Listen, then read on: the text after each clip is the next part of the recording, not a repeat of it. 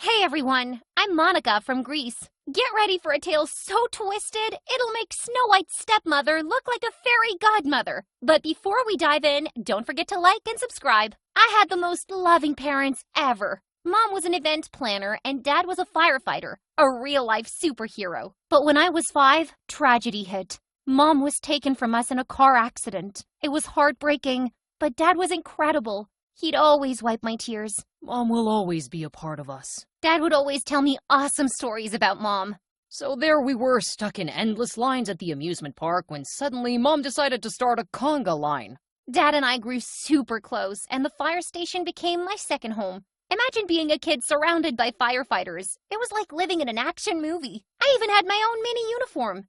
Growing up, it wasn't any surprise that I wanted to be a firefighter. So when I turned 10, I asked Dad for a firefighter-themed party. And guess what? Dad totally delivered. And get this, during the party, he surprised us all by setting up a mini training fire right in our backyard. Talk about heart-pounding excitement. Come on, little firefighters, let's go! As my friends aimed their cute little hoses at the fire, I decided to show off my firefighting skills. Take that, you fiery fiend! Big mistake. It was as graceful as a baby elephant on roller skates. I was tangled up in the hose, water spraying everywhere. On my friends, on the decorations, even on the cake. Everywhere except the fire. Epic disaster. And just like that, my dream of becoming a firefighter went up in smoke. Don't worry, sweetheart. You'll find something you're good at. And over the next few years, while maintaining an A+ status, I searched for something I was good at. I attempted to channel my inner Picasso and do those speedy portraits like the pros. Ta-da!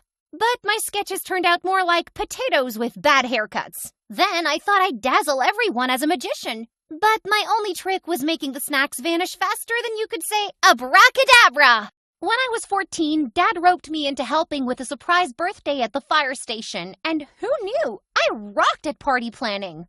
Mom would have been so proud of me. Before I knew it, I was the go-to guru for birthday parties all around the neighborhood.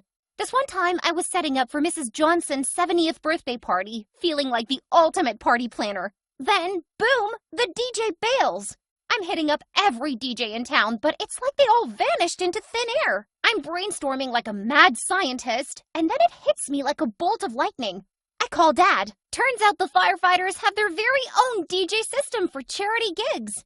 Cue the firefighter heroes to the rescue, cranking up the tunes just in time for the guests to arrive. And here's where it gets wild. Mrs. Johnson's granddaughter, Penny, who was around my age, turned out to be this dancing dynamo. We're tearing up the dance floor like a pair of pros, busting out moves I didn't even know I had.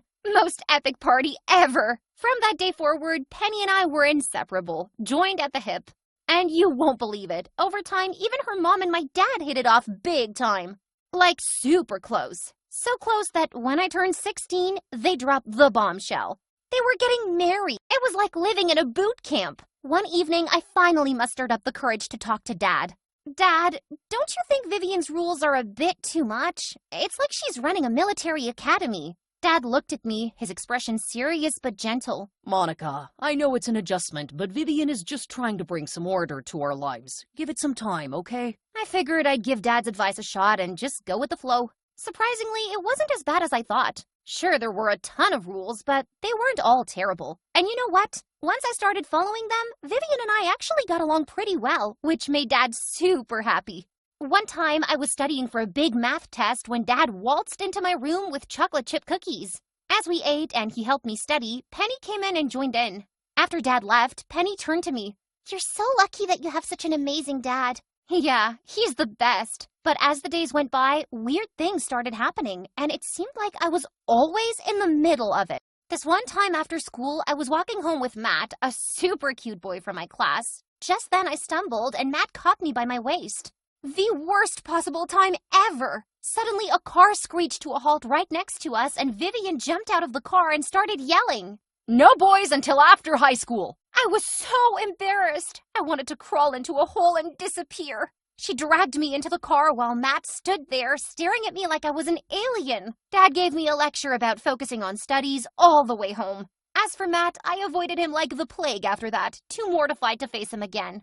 Another time, Penny and I were getting ready for the school dance, and I pulled out the dress that Vivian got for me, all excited. But guess what? It was totally shredded. I couldn't believe it. And then, to make things worse, Vivian told Dad that I wrecked the dress. I tried to explain that I didn't do it, but Dad wouldn't listen. Oh, so unfair. I ended up stuck at home while Penny went to the dance, dancing with Matt, of all people. Talk about a major bummer. Jeez, could things get any worse? Of course they did. It was like everything went from weird to total chaos in no time.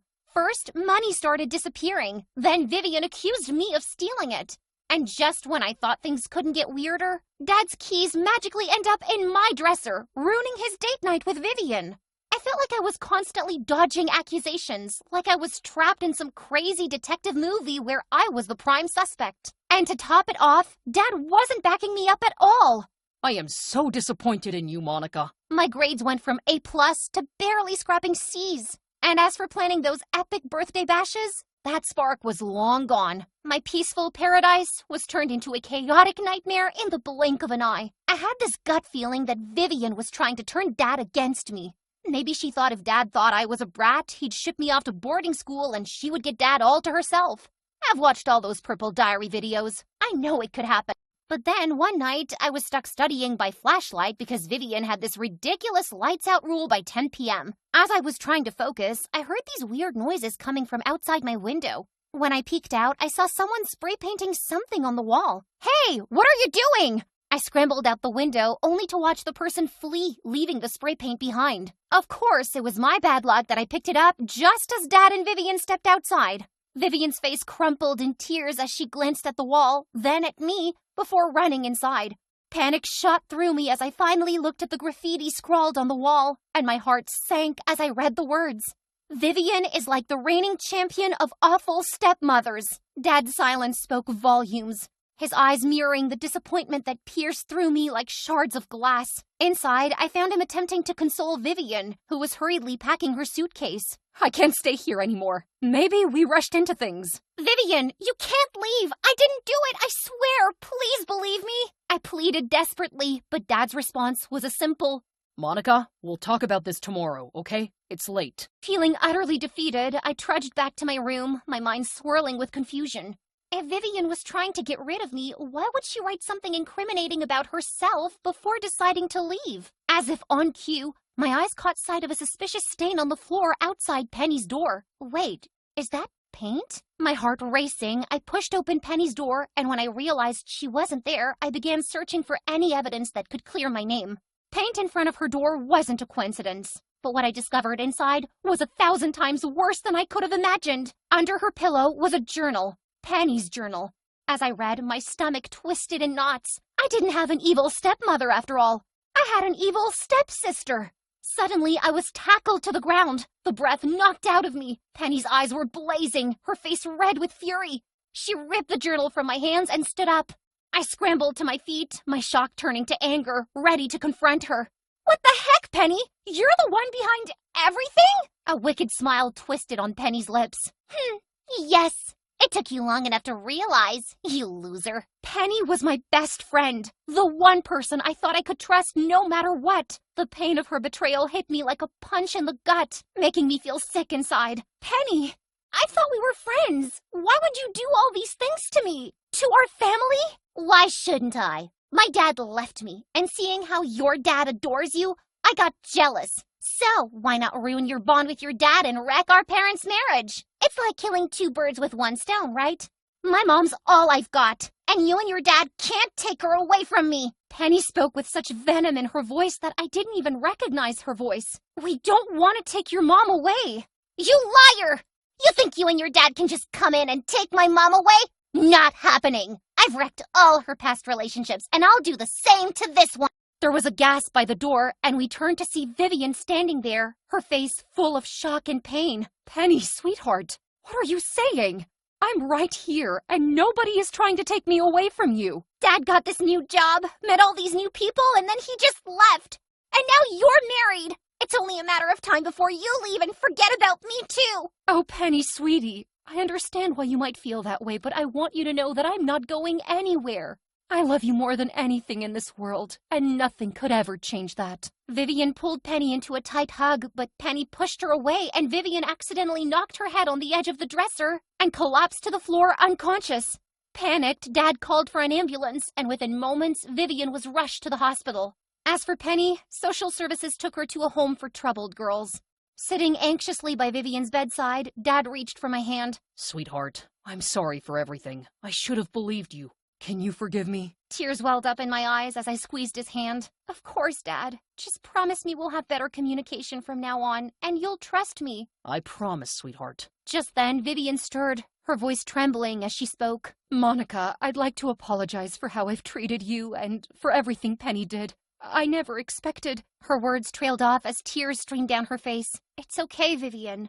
None of us expected this. But what do we do now? We get Penny the help she needs, and we stick by her, because we're a family. Over the next few months, as Penny received therapy and showed signs of improvement, every day we visited her, offering love and support. As Penny's life progressed, my own life began to fall into place. My grades improved, and my event planning business flourished. She'd be home in a few months, and I can't wait to get my best friend and sister back. I've come to realize that we're all imperfect, and sometimes people make mistakes because of their past. But if we truly love them, we should be there to support them and get them the help they need. It's not always easy, but standing by each other when we need it the most is what family is all about. In the end, it's our love and support that make us stronger together, imperfections and all.